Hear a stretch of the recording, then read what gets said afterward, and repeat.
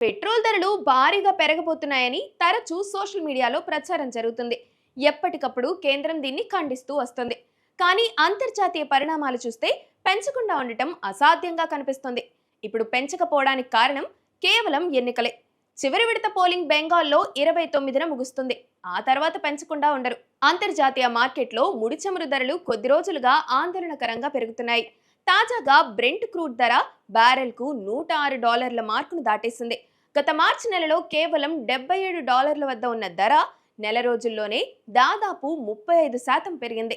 మధ్యప్రాచ్యంలో నెలకొన్న భౌగోళిక ఉద్రిక్తతలు, ముఖ్యంగా హర్మూజ్ జలసంధి వద్ద నెలకొన్న అనిశ్చితి ప్రపంచ చమురు సరఫరాపై తీవ్ర ప్రభావం చూపుతుంది. ఈ పరిస్థితుల్లో దేశీయంగా చమురు ధరలు పెంచడం అనివార్యం. ఎన్నికల సమయంలో చమురు సంస్థలు సామాన్యులపై భారం పడకుండా ధరలను స్థిరంగా ఉంచడం, పోలింగ్ ముగిసిన వెంటనే సర్దుబాటు పేరుతో ధరలను భారీగా పెంచడం ఒక ఆనవాయితీగా వస్తుంది.